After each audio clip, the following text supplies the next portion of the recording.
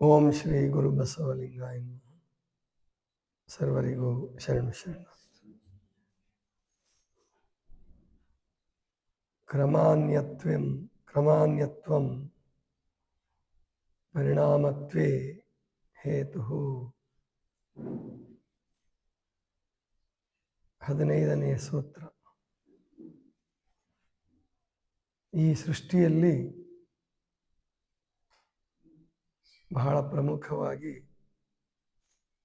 4 ರೀತಿಯ ಜೀವಿಗಳಿದೆ ಅಂತ ತಿಳ್ಕೊಂಡು ಹೇಳೋದು.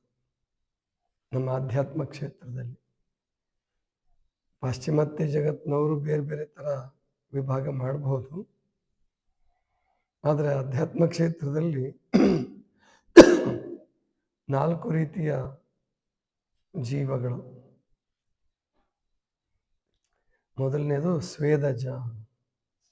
ಸಾಮಾನ್ಯವಾಗಿ ನೀವು ವಚನಗಳನ್ನು ನೋಡಿದರೆ ಅಂಡಜ, ಪಿಂಡಜ, ಸ್ವೇದಜ, ಉದ್ವಿಜ ಹಿಂಗೆಲ್ಲ ಹೇಳ್ತಾರೆ. ಆದರೆ ಕ್ರಮಬದ್ಧವಾಗಿ ಒಂದು ಆತ್ಮ ವಿಕಾಸ ಆಗಬೇಕಾದ್ರೆ ಅದು ಈ ಕ್ರಮದಲ್ಲೇ ಬರಬೇಕು. ಅಂದರೆ ಮೊದಲನೇದು ಸ್ವೇದಜ. ಪ್ರತಿ ಕ್ಷಣ ಹುಟ್ಟುತ್ತಿರ್ತದೆ ಆತ್ಮಗಳು ಹಿಂಗೆ ಇರ್ತವೆ. ಇಷ್ಟು ಈಗ ಸೃಷ್ಟಿ ಕ್ರಿಯೆ ಮುಗೀತು, ಸ್ಥಿತಿ ನಡೆಯುತ್ತೆ, ಸ್ಥಿತಿ ಮುಗೀತು, ಲಯ ನಡೆಯುತ್ತೆ ಅಂತ ಹಂಗಿಲ್ಲ. ಸೃಷ್ಟಿ, ಸ್ಥಿತಿ, ಲಯ ಪ್ರತಿಯೊಂದು ಕ್ಷಣದಲ್ಲೂ ನಡೀತಾ ಇರುತ್ತೆ. ಹೊಸ ಆತ್ಮಗಳು ಹುಟ್ಟುತ್ತಿರ್ತವೆ. ನಾವು ಕಲ್ಪಿಸ್ಕೊಂಡಂಗೆ ಈ ಜಗತ್ತು ಇಲ್ಲ. ಅಥವಾ ಒಬ್ಬ ದೊಡ್ಡ ಪ್ರವಾದಿ ಕಾಲಜ್ಞಾನಿ ಹೇಳಿದ ಹಾಗೂ ಜಗತ್ತೇನು ನಡೆಯಲ್ಲ. ಕಾಲಜ್ಞಾನ ಸಂಪೂರ್ಣ 100% ಸತ್ಯ ಅಲ್ಲ. ಅದನ್ನು ನಾವು ಸರಿಯಾಗಿ ತಿಳ್ಕೋಬೇಕು. ಅವರು ಸುಳ್ಳು ಹೇಳಬೇಕು ಅಂತನೋ ಅಥವಾ ಜನರಿಗೆ ಮಳ್ಳು ಮಾಡಬೇಕು ಅಂತನೋ ಹೇಳಿಲ್ಲ ಕಾಲಜ್ಞಾನವನ್ನು. ಕಾಲಜ್ಞಾನ ಹೇಳಿರೋದ್ರಲ್ಲಿ ಅವ್ರಿಗೇನು ಅನಿಸಿದೆಯೋ ಅವರ ದಿವ್ಯ ದೃಷ್ಟಿಗೆ, 3ನೇ ಕಣ್ಣಿಗೆ ಅಂತ ಹೊರತು ಅದನ್ನು ಹೇಳಿರ್ತಾರೆ. ಆದರೆ ಸೃಷ್ಟಿ ಯಾರ ಕೈಗೂ ಸಂಪೂರ್ಣವಾಗಿ ಸಿಕ್ಕಿಲ್ಲ, ಸಿಗೋದು ಇಲ್ಲ. ಇನ್ನು 1000 ವರ್ಷ ಹೋದರೂ ಕೂಡ ಮನುಷ್ಯನ ನಾಗರಿಕತೆಯನ್ನು ಬೇಕಾದರೆ ಒರೆಸಿ ಹಾಕಬಲ್ಲದು ಸೃಷ್ಟಿ. ಆದರೆ ಸೃಷ್ಟಿಯನ್ನು ತನ್ನ ಕೈಗೆ ತಾನು ಹೇಳ್ದಂಗೆ ಕೇಳಿಸ್ತಾನೆ ಅಂತ ಇಲ್ಲ, ಹಂಗೆ ಸಾಧ್ಯ ಇಲ್ಲ. ಯಾವ ಆರ್ಟಿಫಿಷಿಯಲ್ ಇಂಟೆಲಿಜೆನ್ಸ್ ಬಂದರೂ ಕೂಡ ಅದನ್ನು ಸದುಪಯೋಗ ಮಾಡಿಕೊಂಡ್ರೆ ಮನುಷ್ಯನಿಗೆ ಒಳ್ಳೆಯದು, ದುರುಪಯೋಗ ಮಾಡಿಕೊಂಡ್ರೆ ಮನುಷ್ಯ ಜನಾಂಗ ನಾಶ ಆಗುತ್ತೆ. ಮನುಷ್ಯ ಜನಾಂಗ ಒಂದೇ ನಾಶ ಆಗಲ್ಲ, ಎಲ್ಲ ಜೀವಿಗಳು, ಅನೇಕ ಜೀವಿಗಳು ನಾಶ ಆಗ್ತವೆ. ಆದರೆ ಸೃಷ್ಟಿ ಆ ಥರ ನಾಶ ಮಾಡೋಕ್ಕೆ ಬಿಡಲ್ಲ. ಎಲ್ಲೋ ಒಂದು ಕಡೆ ನಾಶ ಮಾಡಿಸಿ ಪಾಠ ಕಲಿಸಿ ಸೃಷ್ಟಿ ಮುಂದುವರಿಯುತ್ತೆ, ಅದರಲ್ಲೇನು ಸಂಶಯ ಇಲ್ಲ. ಪ್ರಳಯ ಅಂದರೆ 100% ಪ್ರಳಯ ಅಲ್ಲ, ಸ್ವಲ್ಪ ಪ್ರಳಯ ನಡೀತಿರ್ತದೆ. ಸೃಷ್ಟಿ, ಸ್ಥಿತಿ, ಲಯ.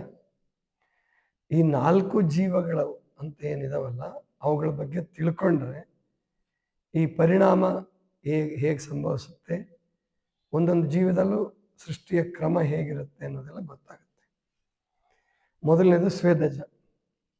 ಸ್ವೇದಜದಲ್ಲಿ ಏನು ಬರುತ್ತೆ ಅಂದರೆ ಬೆವರಿನಿಂದ ಹುಟ್ಟತಕ್ಕಂಥ ಪ್ರಾಣಿಗಳು, ಜೀವಿಗಳು ಅಂತ ಹೇಳ್ತಾರೆ. ಅಲ್ಲಿ ಯೋನಿಜ ಅಲ್ಲ ಅವು. ಅಂದರೆ ಹೇಗೆ ಒಂದು ಪಕ್ಷಿ ಮೊಟ್ಟೆ ಇಡುತ್ತೆ ಅಥವಾ ಒಂದು ಪ್ರಾಣಿ ಮರಿ ಹಾಕುತ್ತೆ ಅಥವಾ ಒಂದು ಬೀಜದಿಂದ ವೃಕ್ಷ ಬರುತ್ತೆ, ಹಂಗಲ್ಲ. ಅಲ್ಲಿ ಅವು ಛಿದ್ರ ಹಾಕುವಂತ ವಿಸ್ತರಣೆ ಹಾಕುವಂತ ಹೋಗ್ತದೆ. ಈಗ ಉದಾಹರಣೆಗೆ ನೀವು ಹಾಲನ್ನು ಮೊಸರು ಮಾಡ್ತೀರಿ, ಹೌದಾ ಇಲ್ವಾ? ಹಾಲನ್ನು ಮೊಸರು ಮಾಡ್ತೀರಿ. ನೀವು ಒಂದು ವೇಳೆ ಮೊಸರನ್ನೇನಾದರೂ ಸೂಕ್ಷ್ಮದರ್ಶಕ ಯಂತ್ರದಲ್ಲಿ ನೋಡಿದ್ರಿ ಅಂದರೆ ನೀವು ಯಾರು ಮೊಸರು ತಿನ್ನಲ್ಲ. ಬಹಳ ಜನ ಯಾರೋ ಪಕ್ಕಾ ಸಸ್ಯಾಹಾರಿಗಳು ಅಂತ ಅನ್ಕೊಂತಿರಲ್ಲ, ಅವ್ರು ಯಾರೋ ಮೊಸರು ತಿನ್ನಲ್ಲ. ಅದನ್ನು ನೋಡ್ಲಾರ್ದೆ ತಿಂದ್ರೆ ಮೊಸರು ಭಾಳ ಚಲೋ, ಎಷ್ಟು ಖುಷಿ ಕೊಡ್ತದೆ ಮೊಸರು, ಹೌದಾ ಇಲ್ವಾ? ಜೀರ್ಣಕ್ಕೆ ಒಳ್ಳೆಯದು ಮೊಸರು, ರುಚಿ ಬಹಳ. ಅದು ಕೆಲವು ಪದಾರ್ಥಗಳ ಜೊತೆ ಸೇರಿಸಿದ್ರೆ ಎಷ್ಟು ಚೆನ್ನಾಗಿರುತ್ತೆ ಮೊಸರು. ಆದರೆ ಅದು ವೈರಸ್ ಮತ್ತು ಬ್ಯಾಕ್ಟೀರಿಯಾಗಳಿಂದ, ವೈರಸ್ ಅಲ್ಲ ಅಲ್ಲಿ, ಲ್ಯಾಕ್ಟಸ್ ಅನ್ನುವಂತಹ ಬ್ಯಾಕ್ಟೀರಿಯಾಗಳಿಂದ. ಆ ಬ್ಯಾಕ್ಟೀರಿಯಾಗಳು ಒಂದಿರಲ್ಲ ಇವು, ಅದಕ್ಕೆ ವೈರಸ್ ಮತ್ತು ಬ್ಯಾಕ್ಟೀರಿಯಾ ಒಂದಲ್ಲ. ಅವು ಒಂದು ಸಾರಿ ಹುಟ್ಟಿದ್ರೆ ಲಕ್ಷ ಲಕ್ಷ ಕೋಟಿ ಕೋಟಿ ಸಂಖ್ಯೆಯಲ್ಲಿ ಹುಟ್ಟುತ್ತವೆ. 20 ನಿಮಿಷಕ್ಕೂ ಅವು ಮಲ್ಟಿಪ್ಲೈ ಆಗ್ತಾ ಹೋಗ್ತಿರ್ತವೆ, 20 ನಿಮಿಷಕ್ಕೊಮ್ಮೆ. ಹಂಗಾಗಿನೇ ಈಗ ವೈರಾಣುಗಳು, ಈಗ ನಿಮಗೆ ಕೊರೋನಾದ ಬಗ್ಗೆ ಹೇಳೋದು ಭಾಳ ಸುಲಭ. ಕೊರೋನಾ ಗೊತ್ತಾದ ಮೇಲೆ ವೈರಸ್ ಬಗ್ಗೆ ಹೇಳೋದು ಭಾಳ ಸುಲಭ. ಹೇಗೆ ಅಂದರೆ, ಈಗ ನೀವು ಒಂದು ಸಾರಿ ಉಸಿರಾಡ್ಕೊಂಡ್ರೆ ಅಂದರೆ ಲಕ್ಷಗಟ್ಟಲೆ ವೈರಸ್ಗಳು ನಿಮ್ಮ ಒಳಗಡೆ ಹೋಗ್ತವೆ. ಎಲ್ಲವೂ ಏನು ಮಾರಕ ಇರಲ್ಲ ನಿಮಗೆ. ಮತ್ತು ಮಾರಕವಾದ ವೈರಸ್ಗಳು ಕೂಡ ಎಲ್ರಿಗೂ ಮಾರಕ ಅಲ್ಲ, ಅದನ್ನ ಸರಿಯಾಗಿ ಅರ್ಥ ಮಾಡ್ಕೋಬೇಕು ನೀವು. ಈ ಕೊರೋನಾ ಎಲ್ರಿಗೂ ಬರಲಿಲ್ಲ. ಏನು ಭಾಳ ಅಂತಂದರೆ, ಒಂದು 800 ಕೋಟಿ ಜನರಲ್ಲಿ, ಆವಾಗ 825 ಕೋಟಿ 830 ಕೋಟಿ ಇತ್ತೇನೋ, ಅದ್ರಲ್ಲಿ 30 ಕೋಟಿ ಜನರಿಗೂ ಅಫೆಕ್ಟ್ ಆಗಿಲ್ಲ. 30 ಕೋಟಿ ಜನರಿಗೂ ಆಗಿಲ್ಲ. ಆದರೆ ಜನ, ರಾಜಕಾರಣಿಗಳು, ಡಾಕ್ಟ್ರುಗಳು, ವಿಜ್ಞಾನಿಗಳೆಲ್ಲ ಸೇರಿಕೊಂಡು ಅಲ್ಲಿ ಅತಿ ಮಾಡಿದ್ರದನ್ನ. ನಾವು ಹೇಳ್ಕೊಟ್ವಿ, ಉದ್ಧಾರ ಆಗೋಗ್ಬಿಟ್ರು ಜನ, ಮಾಸ್ಕ್ ಕೊಟ್ವಿ, ವ್ಯಾಕ್ಸಿನ್ ಕೊಟ್ವಿ, ನಾವು ಬದುಕಿಸಿದ್ವಿ ಅಂತ ತಿಳ್ಕೊಂಡಿದ್ದಾರೆ ಅವರು. ನೋ, ಅವ್ರು ಯಾರೂ ಬದುಕ್ಸೋಕ್ಕೆ ಆಗಿಲ್ಲ. ಯಾರಿಗೆ ಶಕ್ತಿ ಇತ್ತು ಅವ್ರು ಬದುಕಿದ್ದಾರೆ, ಯಾರಿಗೆ ಶಕ್ತಿ ಇರಲಿಲ್ವ ಅಥವಾ ಆಯುಷ್ಯ ಮುಗಿದಿತ್ತು ಅವ್ರು ಹೋಗಿದ್ದಾರೆ. ಹೋಗಿರೋರ ಸಂಖ್ಯೆ ಇನ್ನೂ ಕಡಿಮೆ, 40 ಲಕ್ಷ ಜನನೂ ಹೋಗಿಲ್ಲ ಅಂತ ಕಾಣಿಸುತ್ತೆ. ಮೋಸ್ಟ್ಲಿ 4 ಕೋಟಿ ಜನರಿಗೆ ಅಫೆಕ್ಟ್ ಆಗಿಲ್ಲ, 40 ಲಕ್ಷ ಜನನೂ ಹೋಗಿಲ್ಲ. ಅದಕ್ಕೆ ಇಷ್ಟು ಗುಲ್ಲೆಬ್ಸಿದ್ರು ಅಂತಂದರೆ ಒದ್ದಾಡೋಗ್ಬಿಟ್ಟಿದ್ದಾರೆಲ್ಲ. ಅದರಲ್ಲಿ ಲಾಭ ಮಾಡ್ಕೊಂಡವ್ರು ಎಷ್ಟು ಜನ. ಅಲ್ಲಿ ನೀವು ಮಾಸ್ಕ್ ಹಾಕಿದ ಕ್ಷಣಕ್ಕೇ ವೈರಸ್ ಏನು ಕಂಟ್ರೋಲ್ ಆಗಿಲ್ಲ. ಮಾಸ್ಕ್ ತೆಗಿಲೇಬೇಕು, ನೀವು ಊಟ ಮಾಡುವಾಗಲಾದ್ರೆ ತೆಗಿಲೇಬೇಕಲ್ಲ. ಮಾಸ್ಕ್ ಒಳಗಡೆಯಿಂದ ಹೋಗುತ್ತೆ ವೈರಸ್, ಅದು ನಿಮ್ಮ ಮಾಸ್ಕ್ ಏನು ತಡೆಯಲ್ಲ. ಸುಮ್ಮನೆ ಏನು ವಿಜ್ಞಾನ ಹೇಳ್ತಾ ಇದೆ, ಹೇಳ್ಕೊಳ್ಳಿ, ತೊಂದರೆ ಇಲ್ಲ. ಆದರೆ ಕಲ್ಪಿಸ್ಕೊಳ್ಳಿ ಸುಮ್ಮನೆ. ವೈರಸ್ ಎಷ್ಟು ಸಣ್ಣದಿರುತ್ತೆ ಅಂದರೆ, ಒಂದು ವೈರಸ್ ಲೆಕ್ಕಕ್ಕೆ ಹೇಳಕ್ಕೆ ಹೋದರೆ, ಆ ಟಿ ವಿನಲ್ಲೆಲ್ಲ ಝೂಮ್ ಮಾಡಿ ತೋರಿಸಿದ್ರಲ್ಲ, ಕೊಂಬು ಥರ ಇರುತ್ತೆ, ಬಾಲ ಥರ ಇರುತ್ತೆ ಅಂತೆಲ್ಲ ತೋರಿಸಿದ್ರಲ್ವ, ಅದು ಒಂದಲ್ಲ. ಒಂದು ಸುಮ್ಮನೆ ಅವರು ಮಾಡಿದ್ರು ಆ ಥರ, ಆ ವಿಜ್ಞಾನದ ಪ್ರಭಾವದಿಂದ. ಆದರೆ ಅದು ಒಂದು ಸಾರಿ ನೀವು ಉಸಿರು ತಗೊಂಡ್ರೆ ಲಕ್ಷಾಂತರ ಹೋಗ್ತವೆ.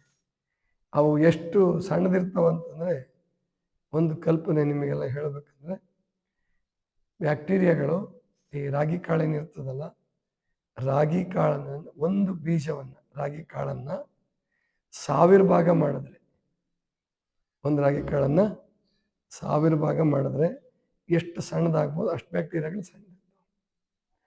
ಇನ್ನು ಆ ಬ್ಯಾಕ್ಟೀರಿಯಾಗಳನ್ನು 5,000 ಪಟ್ಟು ಸಣ್ಣದು ಮಾಡಿದರೆ, ಅಂದರೆ ಒಟ್ಟು ರಾಗಿ ಕಾಳನ್ನು 5,000 ಪಟ್ಟು ಸಣ್ಣದು ಮಾಡಿದ್ರೆ ಎಷ್ಟು ಸಣ್ಣದಿರ್ತದೆ ಆಗಬಹುದೋ ಅಷ್ಟಿರ್ತದೆ ವೈರಸ್, ಒಂದು ವೈರಸ್. ಅದಕ್ಕೆ ವೈರಸ್ ಅಂದರೆ, ನೀವು ಒಂದು ಸಾರಿ ಉಸಿರಾಡ್ಕೊಂಡ್ರೆ ನಿಮ್ಮೊಳಗಡೆ 10,000ನೋ 20,000ನೋ 30,000ನೋ ವೈರಸ್ ಹೋಗಿರುತ್ತೆ, ಅಥವಾ ಲಕ್ಷ ಲೆಕ್ಕದಲ್ಲೂ ಹೋಗ್ಬೋದು. ನೀರು ಕುಡಿಯೋದ್ರ ಮೂಲಕ ವೈರಸ್ ಒಳಗಡೆ ಹೋಗುತ್ತೆ, ಬ್ಯಾಕ್ಟೀರಿಯಾಗಳು ಹೋಗುತ್ತೆ. ಆಮೇಲೆ ನಾವು ಆಹಾರ ತಿಂತೀವಲ್ಲ, ಆಹಾರದಲ್ಲೂ ಕೂಡ ವೈರಸ್ ಬ್ಯಾಕ್ಟೀರಿಯಾಗಳು ಅವೇ ಬೀಜಗಳಾಗಿರೋದು, ರಾಗಿ ಆಗಿರೋದು, ಜೋಳ ಆಗಿರೋದು, ಆ ಗುಂಡಾಕಾರ ಅದಕ್ಕೆ ಬಂದಿರೋದು, ಅಥವಾ ನಿಮ್ಮ ಏನು ತಿಂಗಳು ಹುರುಳಿ ಕಾಳಿಗೆ ಆ ಚಪ್ಪಟ್ಟೆ ಬಂದಿರೋದು, ಅವೆಲ್ಲ ಮಾಡ್ತಕ್ಕಂಥದ್ದು ವೈರಸ್ಸು ಬ್ಯಾಕ್ಟೀರಿಯಾಗಳೇ. ವೈರಸ್ಸು ಬ್ಯಾಕ್ಟೀರಿಯಾಗಳಿಂದ ಹೋದರೆ ಸೃಷ್ಟಿನೇ ಇಲ್ಲ, ಜೀವನೇ ಇಲ್ಲ. ಅದಕ್ಕೆ ಸ್ವೇದಜ ಅಂತ ಕರಿಬೇಕು. ಸ್ವೇದ ಅಂದರೆ ಬೆವರು ಅಂತ ಅರ್ಥ. ಬೆವರಿನಲ್ಲಿ ಹುಟ್ಟುತ್ತೆ ಅಂತ ಗೊತ್ತಿತ್ತು ಅವರಿಗೆ. ಆವಾಗ ಹಿಂಗೆ ಸೂಕ್ಷ್ಮದರ್ಶಕ ಯಂತ್ರ ಇರಲಿಲ್ಲ. ಅವರು ಬ್ರಹ್ಮಜ್ಞಾನದಿಂದ, ದಿವ್ಯಜ್ಞಾನದಿಂದ ತಿಳ್ಕೊಂಡ್ರು, 4 ಪ್ರಭೇದಗಳನ್ನು ಮಾಡಿದರು. ಈಗ ಬರ್ತಾ ಇದ್ದಾರೆ ನಿಧಾನಕ್ಕೆ ಆಧ್ಯಾತ್ಮ ಕ್ಷೇತ್ರಕ್ಕೆ ಬರ್ತಾ ಇದ್ದಾರೆ. ಆ ಕಡೆ ಬರುತ್ತದೆ. ಇನ್ನೊಂದು 1000 ವರ್ಷಕ್ಕೆ ಇನ್ನೂ ಆಧ್ಯಾತ್ಮ ಜ್ಞಾನ ವಿಜ್ಞಾನ ಕೂಡ್ಬಿಡ್ಬೋದು, ಅಥವಾ 100 ವರ್ಷಕ್ಕೆ ಕೂಡ್ಬೋದು. ಇದೇ ಥರ ಬದುಕಿದ್ರೆ, 3ನೇ ಮಹಾಯುದ್ಧ ಆಗಲಾರ್ದೆ, 4ನೇ ಮಹಾಯುದ್ಧ ಆಗಲಾರ್ದೆ, ಇದೇ ಥರ ಮಾನವ ಜನಾಂಗ ಮುಂದುವರ್ಕೊಂಡು ಹೋದರೆ ಆಧ್ಯಾತ್ಮ ಕ್ಷೇತ್ರ, ಆಧ್ಯಾತ್ಮದ ಬಗ್ಗೆ ವಿಜ್ಞಾನಿಗಳೇ ಹೇಳಕ್ಕೆ ಶುರು ಮಾಡ್ಬೋದು.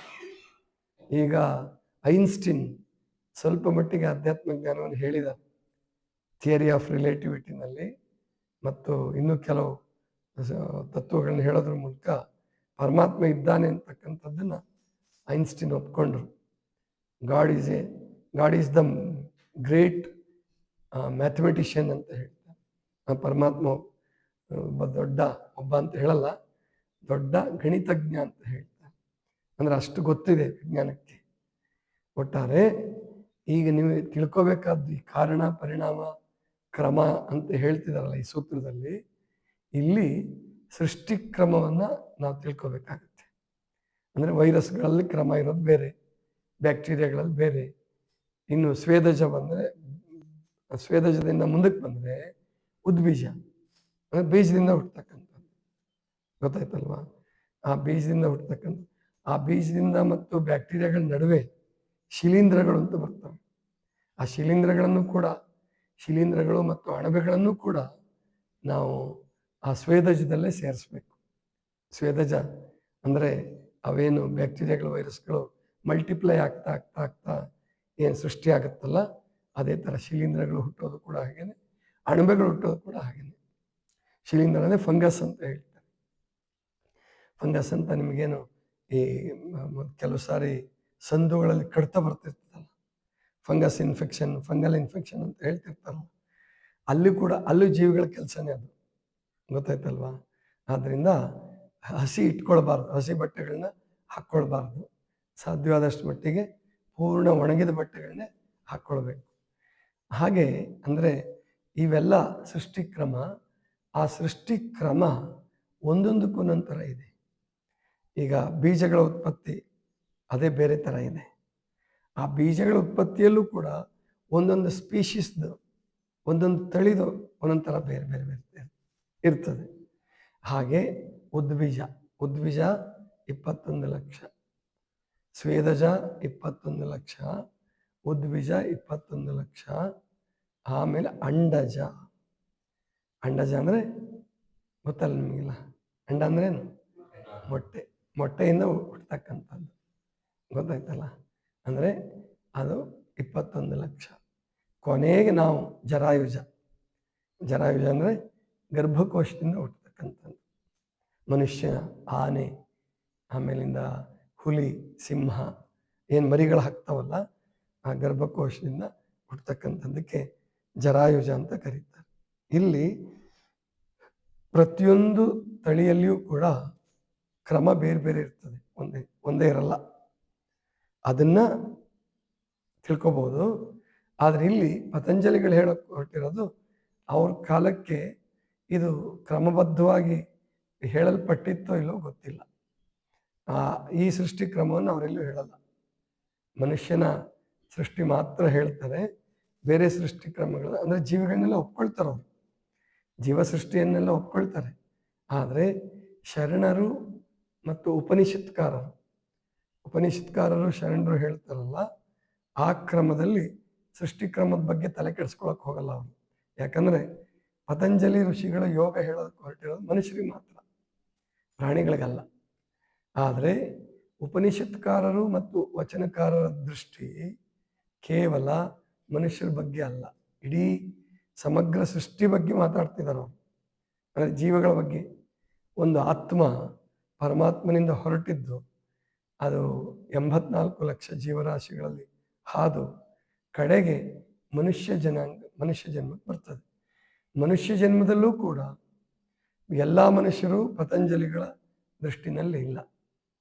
ಯಾರು ಯೋಗ ಮಾರ್ಗಕ್ಕೆ ಬರ್ತೀವಿ ಅಂತಾರೆ, ಚಿತ್ತ ವೃತ್ತಿಗಳನ್ನು ನಿರೋಧ ಮಾಡ್ಕೊಳ್ತೀವಿ ಅಂತ ಹೇಳ್ತಾರೆ, ಅವ್ರಿಗೆ ಮಾತ್ರ ಹೇಳೋದಕ್ಕೆ ಹೊರಟಿದ್ದಾರೆ. ಅಲ್ಲಿಯೂ ಕೂಡ ಅವ್ರು ಹೇಳ್ತಾರೆ, ನೀವು ಪರಿಣಾಮ ಮತ್ತು ಏನು ಈ ಸೃಷ್ಟಿ ಕ್ರಮ ಏನಿದೆಯಲ್ಲ, ಅದು ಸಾಧಕರಿಂದ ಸಾಧಕರಿಗೆ ಬೇರೆ ಬೇರೆ ಆಗುತ್ತೆ. ಕ್ರಮಾನ್ಯತ್ವಂ ಪರಿಣಾಮತ್ವೇ ಹೇತು.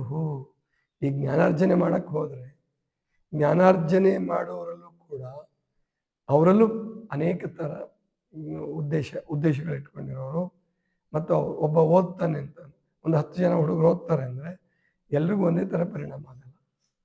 ಎಲ್ರಿಗೂ ಒಂದೇ ಥರ ನೆನಪಿನ ಶಕ್ತಿ ಇರಲ್ಲ. ಅದನ್ನ ಎಲ್ಲ ತಾಯಿ ತಂದೆಗಳು ತಿಳ್ಕೋಬೇಕು, ಎಲ್ಲ ಶಿಕ್ಷಕರು ತಿಳ್ಕೋಬೇಕು. ಇದು ಈ ಶಿಕ್ಷಣ ಕ್ರಮ ಏನಿದೆಯಲ್ಲ, ಇದು ಪಾಶ್ಚಿಮಾತ್ಯ ಜಗತ್ತಿಂದಿದು. ಸಾರ್ವತ್ರಿಕ ಶಿಕ್ಷಣ ಸರಿ, ಒಪ್ಕೊಳ್ಳೋಣ. ಆದರೆ ಅವರು ಕೂಡ ಕಾಯಕದ ದೃಷ್ಟಿಯಿಂದ, ಬದುಕೋ ದೃಷ್ಟಿಯಿಂದ ಅಲ್ಲಿ ಎಲ್ಲರೂ ಬೇರೆ ಬೇರೆ ಥರ ಶಿಕ್ಷಣ ಪಡ್ಕೊಳ್ತಾರೆ, ತೊಂದರೆ ಇಲ್ಲ. ಅಲ್ಲಿ ನಮ್ಮಷ್ಟು ಅಪ್ರಾಮಾಣಿಕತೆ, ನಮ್ಮಷ್ಟು ಕೆಟ್ಟಿಲ್ಲ ಅವರು. ಅವರು ಎಂಥ ದೊಡ್ಡ ದೊಡ್ಡ MA PhD ಮಾಡಿದವರು ಸಂದರ್ಭ ಬಂದರೆ ಹೋಟ್ಲಲ್ಲಿ ಕೆಲಸ ಮಾಡ್ತಾರೆ, ಸಪ್ಲೈ ಮಾಡ್ತಾರೆ, ತಮಗೇನು ಖುಷಿ ಕೊಡುತ್ತೋ ಆ ಕೆಲಸ ಮಾಡ್ತಾರೆ. ನಮ್ಮಲ್ಲೂ ಬರುತ್ತಾ ಅದು, ಬಂದಿದೆ, ಈಗಾಗಲೇ ಬರ್ತಾ ಇದೆ, ಇನ್ಮೇಲೆ ಬರುತ್ತೆ. ಅಮೇರಿಕಾದವರು ಕಲಿಸ್ಬೇಕಾಗಿದೆ ನಮಗೆ, ಅಥವಾ ರಷ್ಯಾದವರು ಕಲಿಸ್ಬೇಕಾಗಿದೆ. ಆ ಥರ ಬೇಡ.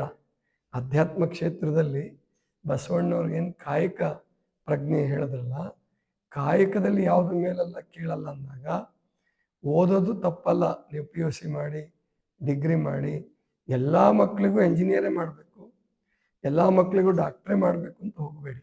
ಯಾಕಂದರೆ ಅವುಗಳ ಕ್ರಮ, ಜೀವನ ಕ್ರಮ, ಅವುಗಳ ಕರ್ಮ, ಕ್ರಮ ಅನ್ನೋದ್ರ ಮೇಲೆ ಕರ್ಮ ಬಂದಿರೋದು.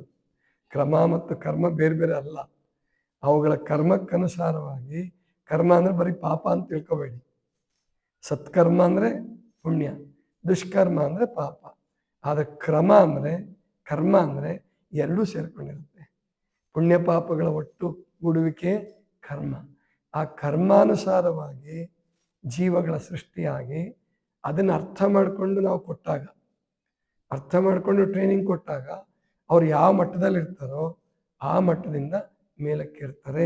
ಯೋಗ ಮಾಡಿಸುವಾಗಲೂ ಅಷ್ಟೇ, ಎಲ್ರಿಗೂ ಒಂದೇ ಆಸನಗಳಲ್ಲ, ಎಲ್ರಿಗೂ ಒಂದೇ ಥರ ಕ್ರಮ ಅಲ್ಲ. ಯೋಗ ಮಾಡಿಸುವಾಗಲೂ ಆಯಾ ವ್ಯಕ್ತಿಯಿಂದ ವ್ಯಕ್ತಿಗೆ, ಆಮೇಲಿಂದ ಆಯಾ ಸಂಸ್ಕಾರ, ಸ್ವಭಾವ, ಅದೆಲ್ಲದನ್ನು ಅನುಸರಿಸಿ ಯೋಗಾಸನಗಳನ್ನು, ಪ್ರಾಣಾಯಾಮವನ್ನು, ಪ್ರತ್ಯಾಹಾರವನ್ನು ಹೇಳ್ಕೊಡ್ಬೇಕು. ಎಲ್ಲರಿಗೂ ಸಾಮೂಹಿಕವಾಗಿ ಹೇಳಕ್ಕೆ ಹೊರಟು ನನ್ನ ಹತ್ರ ಬಂದ್ಬಿಡಿ, ನಮ್ಮ ಯೋಗದಲ್ಲಿ ನಿಮ್ಮನ್ನೆಲ್ಲ ಉದ್ಧಾರ ಮಾಡಿಬಿಡ್ತೀವಿ ಅಂತ ಏನು ಹೇಳ್ತಿದಾರಲ್ಲ, ದುಡ್ಡು ತಗೊಂಡು ಧ್ಯಾನ ಕಲಿಸೋದು, ಸಮಾಧಿ ಅಂತ ಹೆಸರಿಟ್ಬಿಟ್ಟಿದ್ದಾರೆ, ಸಿದ್ಧಿ ಸಮಾಧಿ ಯೋಗ. ಅದರಲ್ಲಿ ಆ ಸಮಾಧಿ ಅಂತ ಹೆಸರಿಟ್ಟವ್ರಿಗೆ ಸಮಾಧಿ ಸ್ಥಿತಿ ಪ್ರಾಪ್ತಿ ಆಗಿಲ್ಲ. ಸತ್ಯ ಹೇಳಬೇಕಾದ್ರೆ ಸಮಾಧಿ ಸ್ಥಿತಿ ಪ್ರಾಪ್ತಿ ಆಗಿದ್ದರೆ ಅವರು ಆ ಹೆಸರಿಡ್ತಿರ್ಲಿಲ್ಲ. ಯಾಕಂದರೆ ಸಮಾಧಿ ಸ್ಥಿತಿ ಪ್ರಾಪ್ತಿಯಾದವ್ರ ಲಕ್ಷಣಗಳು ಆ ಥರ ಇರಲ್ಲ. ಅವರು ಹಣಕ್ಕಾಗಿ ಹಪಾಪಿ ಅಥವಾ ಗಿಮಿಕ್ಕು ಏನೂ ಮಾಡಲ್ಲ. ಆದ್ದರಿಂದ ಸಮಾಧಿ ಯೋಗ, ನಾನು ಸಮಾಧಿ ಕೊಟ್ಬಿಡ್ತೀನಿ, ನಿಮಗೇನೋ ಸಮಾಧಿ ಕಲಿಸ್ಬಿಡ್ತೀನಿ ಅಂದರೆ ಸುಳ್ಳು. ಅದರಂಥದ್ದು ಸುಳ್ಳು ಮತ್ತೊಂದಿಲ್ಲ. ಆದ್ದರಿಂದ ಯೋಗ ಮಾರ್ಗ ಎಲ್ಲರಿಗೂ ಇದೆ. ಆಯಾ ಅಧಿಕಾರಿಗಳು ಯಾರ್ಯಾರಿಗೆ ಯಾವ್ಯಾವ ರೂಪದಲ್ಲಿ, ಈಗ ಒಬ್ಬ ರೈತನಿಗೆ ನಾವು ಕರ್ಮಯೋಗವನ್ನೇ ಹೇಳಬೇಕು, ಕಾಯಕ ಯೋಗವನ್ನೇ ಹೇಳಬೇಕು. ಹೋಗಪ್ಪ ನೀನು ದುಡಿ, ಅವನನ್ನು ಎಳ್ಕೊಂಬಂದ್ಬಿಟ್ಟು ನೀನು ಆಸನ ಮಾಡು ಅಂತ ಕೂಡಿಸಿದ್ರೆ ಅವನಿಗೆ ನಿದ್ದೆ ಬರುತ್ತೆ, ಅಥವಾ ಮತ್ತೆ ತ್ರಾಸಾಗ್ತದೆ. ಆದ್ದರಿಂದ ಕ್ರಮ ಅನ್ಯ, ಪರಿಣಾಮವು ಅನ್ಯ. ಕ್ರಮಾನ್ಯತ್ವಂ ಪರಿಣಾಮತ್ವಂ ಹೇತು. ಕ್ರಮ ಅನ್ಯ ಇರೋದ್ರಿಂದ ಪರಿಣಾಮಗಳು ಕೂಡ ಭಿನ್ನ ಭಿನ್ನವಾಗಿರ್ತವೆ ಅನ್ನುವಂತಹದ್ದನ್ನು ಈ ಸೂತ್ರದಲ್ಲಿ ಪತಂಜಲಿಗಳು ಹೇಳ್ತಾರೆ. ಅದಕ್ಕೆ ಯಾವಾಗಲೂ ಒಂದು ಮಗುವನ್ನು ಹೋಲಿಕೆ ಮಾಡಿ ನೀನು ಅವರಂಗಾಗು, ನೀನು ಅವಳಂಗಾಗು, ನೀನು ಅವನಂಗಾಗು ಅಂತ ಹೇಳಬೇಡಿ. ಪ್ರತಿಯೊಂದು ಮಗುವಿಗೂ ತನ್ನದೇ ಆದಂಥ ಭವಿಷ್ಯ, ತನ್ನದೇ ಆದಂಥ ಕ್ರಮ, ತನ್ನದೇ ಆದಂಥ ಕರ್ಮ ಇದ್ದೇ ಇರ್ತದೆ. ಅದಕ್ಕೆ ಆ ಪ್ರಕಾರವಾಗಿ ಬೆಳೆಸಬೇಕು. ಯಾರಿಗೂ ಹೋಲಿಕೆ ಕೊಡಕ್ಕೆ ಹೋಗ್ಬಾರ್ದು. ಹೋಲಿಕೆ ಏನಕ್ಕೆ? ಆ ಗುರುವಿನ ಥರ ನೀನು ಸಾಧನೆ ಮಾಡು, ಆ ಗುರುವಿನ ಥರ ಸಾಧನೆ ಮಾಡು, ಆ ಗುರುವಿನ ಮಾರ್ಗದಲ್ಲಿ ನಡಿ ಅಂತ ಹೇಳ್ಕೊಡ್ಬೋದೇ ಹೊರತು ನೀನು ಅದೇ ಆಗಬೇಕು, ಇದೇ ಆಗಬೇಕು ಅಂತ ಒತ್ತಾಯ ಹೇರೋದ್ರಿಂದ ಮಕ್ಕಳು ಅಪರಾಧಿಗಳಾಗ್ತಾರೆ, ಹುಚ್ಚರಾಗ್ತಾರೆ. ಇಲ್ಲ ಅಂತಂದರೆ ಸುಮ್ಮನೆ ಸಿನಿಕರಾಗಿ, ಉಡಾಫೆಗಳಾಗಿ ಬದುಕ್ತಾರೆ. ಅವ್ರ ಬದುಕಿಗೆ ಅರ್ಥನೇ ಇರಲ್ಲ. ಆದ್ದರಿಂದ ಹಾಗೆ ಮಾಡಬೇಡಿ. ನಿಮ್ಮ ಮೊಮ್ಮಕ್ಕಳಿಗೆ ಇರಲಿ, ಮಕ್ಕಳಿಗೆ ಇರಲಿ, ನೀನು ಇದಾಗೋ ಅದಾಗೋ ಅಂತ ಏನೂ ಹೇಳಬೇಡಿ. ಒಳ್ಳೆ ಸಂಸ್ಕಾರ ಕೊಡಿ, ನಡೆನುಡಿ ಕಲಿಸಿ.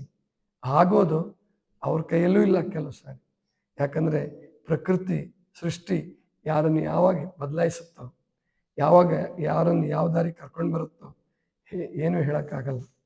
ಮನುಷ್ಯ ಅಷ್ಟೊಂದು ಭವಿಷ್ಯದ ಬಗ್ಗೆ ತಲೆ ಕೆಡಿಸ್ಕೊಂಡು ಪ್ರವೇಶ ಮಾಡೋದು ಒಳ್ಳೆಯದಲ್ಲ. ಇದಿಷ್ಟು ಇವತ್ತಿನ ಚಿಂತನ. ಸರ್ವರಿಗೂ ಶರಣು ಶರಣು.